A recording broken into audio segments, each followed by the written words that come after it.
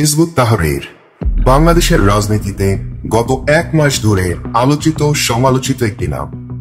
তাদের উপর স্বৈরাচার হাসিনা কর্তৃক আরোপিত নিষেধাজ্ঞা প্রত্যাহারের দাবিতে তারা আজ 9 সেপ্টেম্বর 2024 তারিখে জাতীয় প্রেস ক্লাবের আব্দুস সালাম হলে সংবাদ সম্মেলন করেন।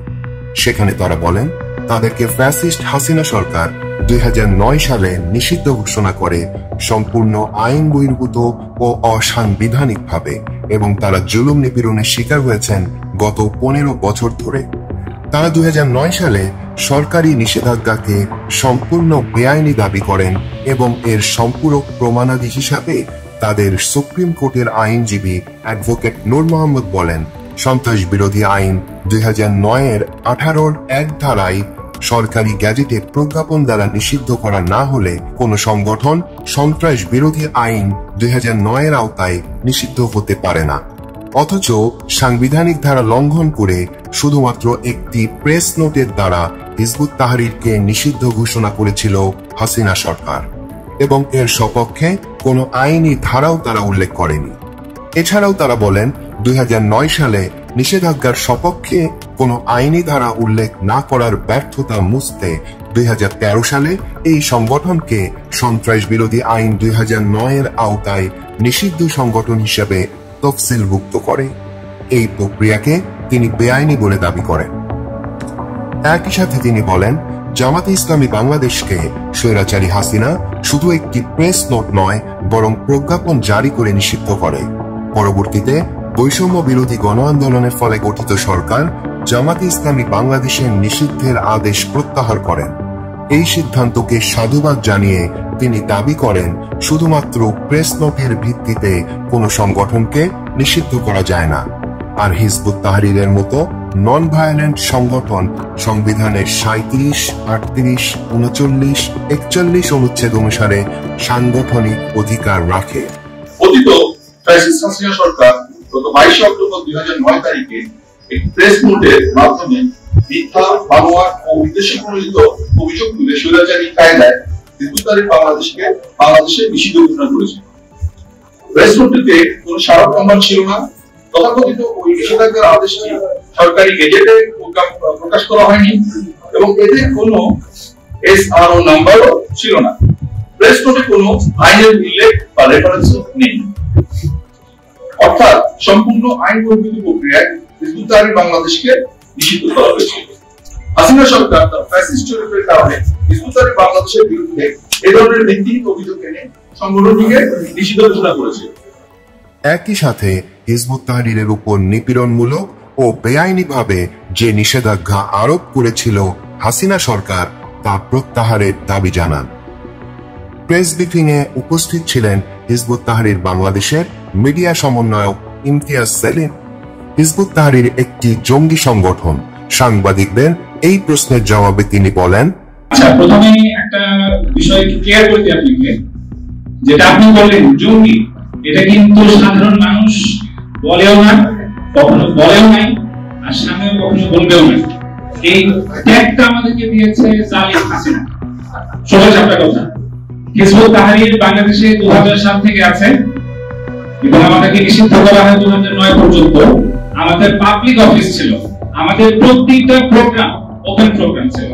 আমাদের অফিসে সে সময় হয়তো আপনি হয়তো এই বিষয়ে ছিলেন না, আমাদের অফিসে রেগুলার সিনিয়র সাংবাদিকরা যেতেন, কলামিস্টরা যেতেন, প্রত্যেকটা রাজনৈতিক দলের আপনার সিনিয়র মেম্বাররা ইনক্লুডিং ইসলামিক দল, তারা আমাদের অফিসে আসতেন, আমরা তাদের অফিসে যেতাম।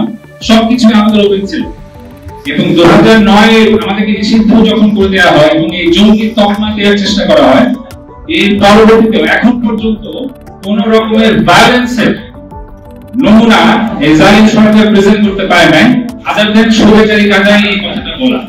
আমি আসলে কোনো প্রয়োজন মনে করি না, কারণ যারা আমাদেরকে চিনে, সোসাইটি আমাদেরকে ধারণ করে, হিজবুত তাহরীরকে না আমরা যদি টিকতে পারতাম না। সোসাইটি বাংলাদেশের মানুষজন, মুসলিম ধর্ম বর্ণ নির্বিশেষে কোন ব্যক্তি, কখনো সাধারণ মানুষ যারা আছেন, তারা বলে না যে হিজবুত তাহরীর কোনো জঙ্গি দল।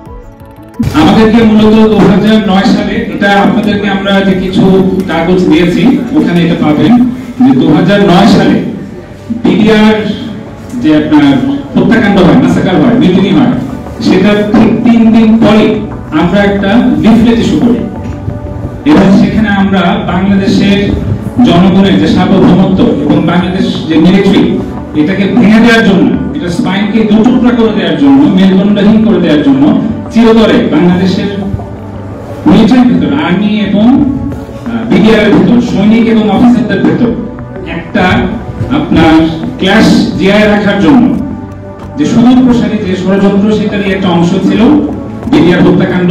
এবং এটা নিয়ে আমরা বিশ্লেষণমূলক একটা লিফলেট দিয়েছিলাম এবং আপনাদেরকে এটা বলে রাখি, এই লিফলেটের কিছুদিন পরই আমাদের উপর ব্যাপক ধরপাকড় শুরু হয় আমাদেরকে। তারপরে আমরা আমাদের বক্তব্য জারি রাখি, আমরা লক্ষ লক্ষ লিফলেট দিয়ে জনগণকে সচেতন করি, রাজনীতিবিদদেরকে সচেতন করি সাহসের সাথে। ঠিক 2-3 দিন পর থেকে আমরা এই অ্যানালাইসিস নিয়ে সর্বদা ভোকাল ছিলাম। এখন আপনাদেরকে ইন্টারেস্টিং পার্টটা বলি, যেটা আমরা 3 দিন পর যে অ্যানালাইসিস গুলো দিয়েছিলাম, বর্তমানে আপনারা যেটা দেখতে পাচ্ছেন, পিলখানা শহীদদের পরিবার রাওয়া ক্লাবে যে বক্তব্যগুলো দিয়েছে, তাদের ষড়যন্ত্র, ভারতীয় ষড়যন্ত্র থেকে শুরু করে এবং বাদ বাকি আরো অনেক অ্যানালাইসিস দিচ্ছে যে জালিম হাসিনা সরকারের কারা কারা এটাতে জড়িত ছিল, যে কথাগুলো বলছে এবং যেসব প্রতিবেদনের কথা বলা হচ্ছে যেগুলো সোশ্যাল মিডিয়াতে ভাইরাল, এক্স্যাক্টলি আপনারা আমাদের পুরনো লিফলেটও পাবেন আমাদের ওয়েবসাইটে, দেখবেন এক্স্যাক্টলি সেম কথাগুলো আমরা আজ থেকে সেই 2009 সালে বলেছিলাম। এবং কোনোভাবে আমাদেরকে রাজনৈতিকভাবে মোকাবেলা করতে না পেরে স্বৈরাচারী যারা আমাদেরকে নিষিদ্ধ করে দেওয়া হয় এবং নিষিদ্ধ যে করে আমাদের লিগ্যাল ফার্মের লয়ার এটা বলেছে। তারপর আমি আপনাদেরকে বলি, এটা হচ্ছে স্মারক, একটা প্রেস নোট, কোনো প্রজ্ঞাপন না।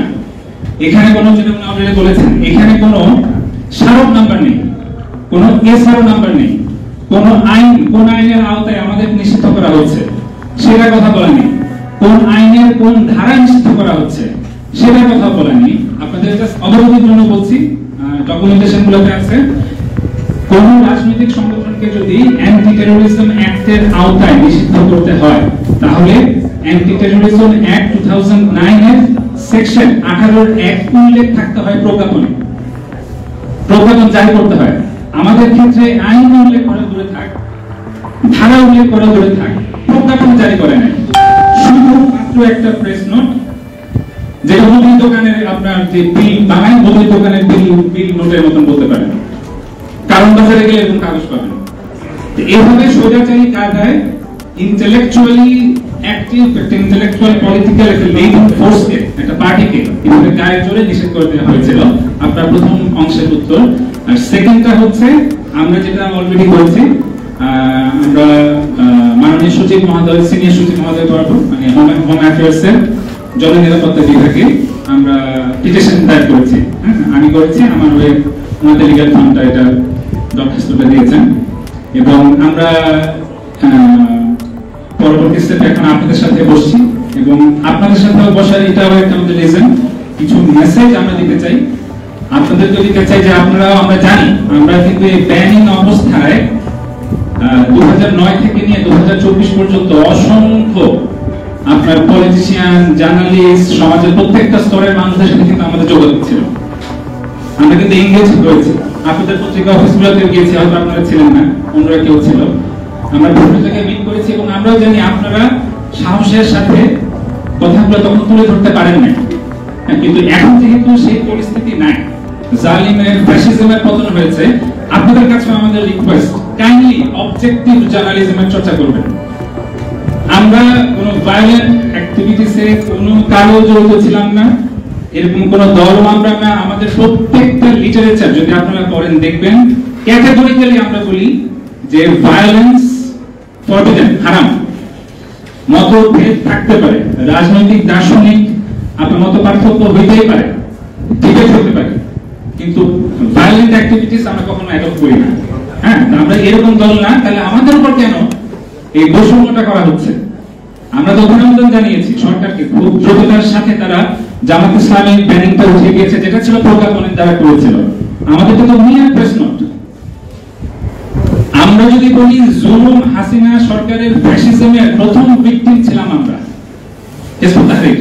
কারণ প্রথম আমাদেরকে নিষেধ করে দেওয়া হয়, আমাদের অফিস ভাঙা হয়, তালা দেওয়া হয়, এর পরবর্তীতে বিএনপির অফিসে তালা দেওয়া হয়, এরপর আপনারা কথা বলতে পারেন নাই, অন্যান্য কোনো রাজনৈতিক দল, কোনো ব্যক্তি সাহসের সাথে কথা বলতে পারে নাই, কিন্তু আমরা কথা বলে গিয়েছিলাম।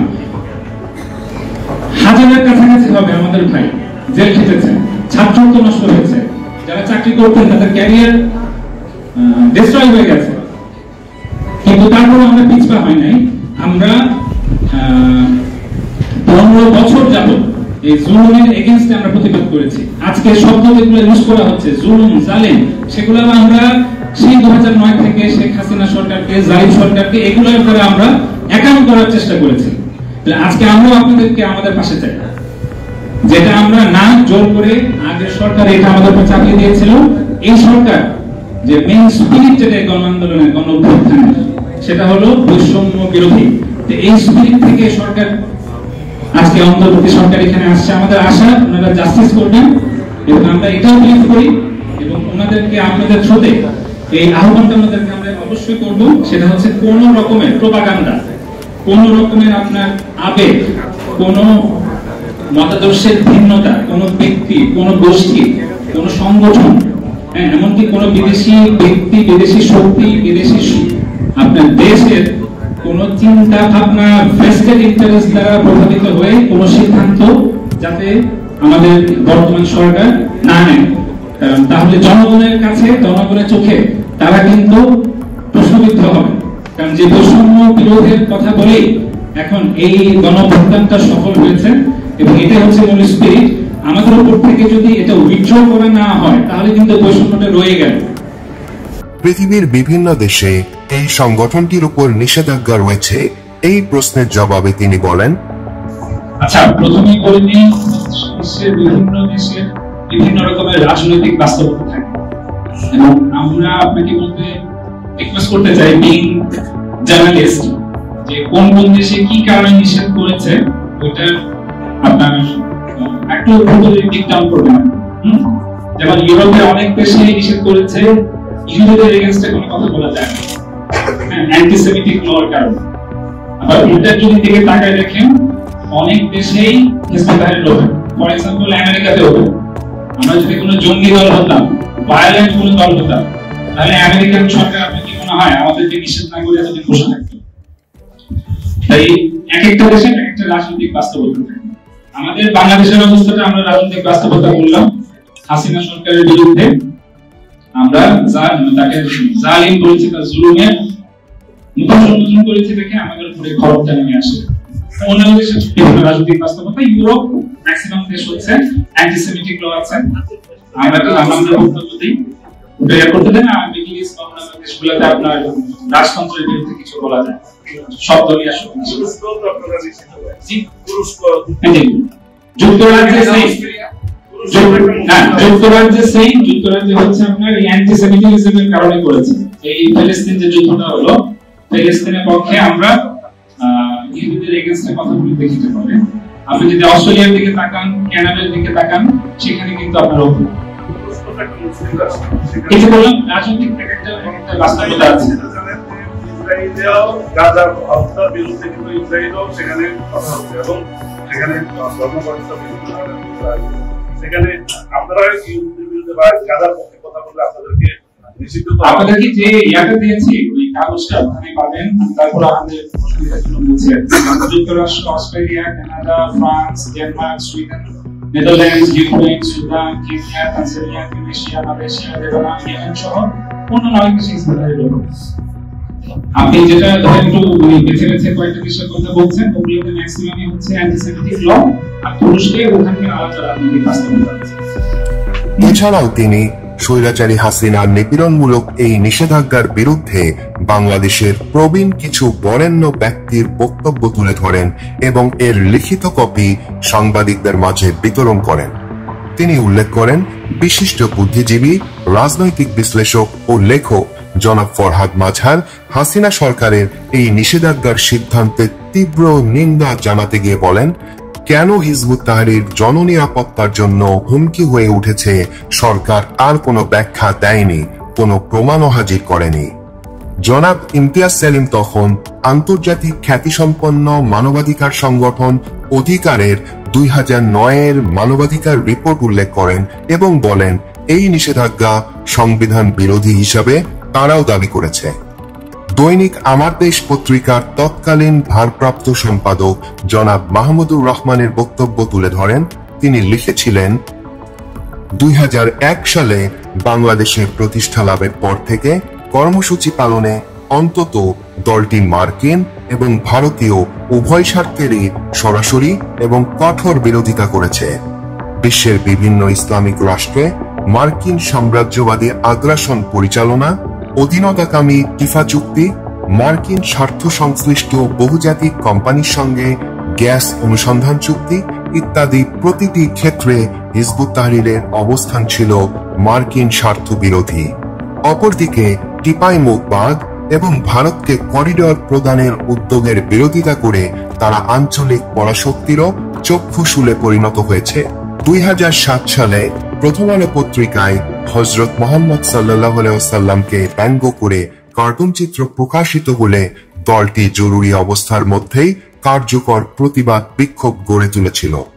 রাজপথে তাদের লড়াকু অবস্থান মার্কিন, ভারত, ইসরায়েলি অক্ষশক্তি এবং তাদের এদেশীয় মিত্রদের স্বাভাবিকভাবেই বিচলিত করেছে।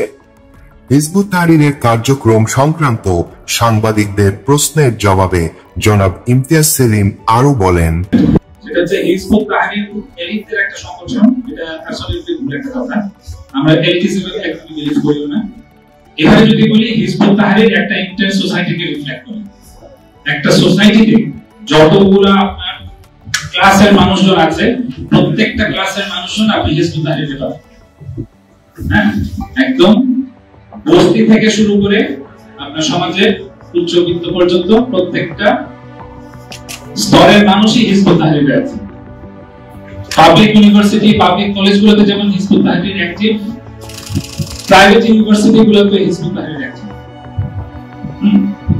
তাই এটা বলার কোনো অবকাশ নেই যে শুধুমাত্র এলিট লোকজনদেরকে নিয়ে হিজবুত তাহরির আসলে গঠিত হয়েছে।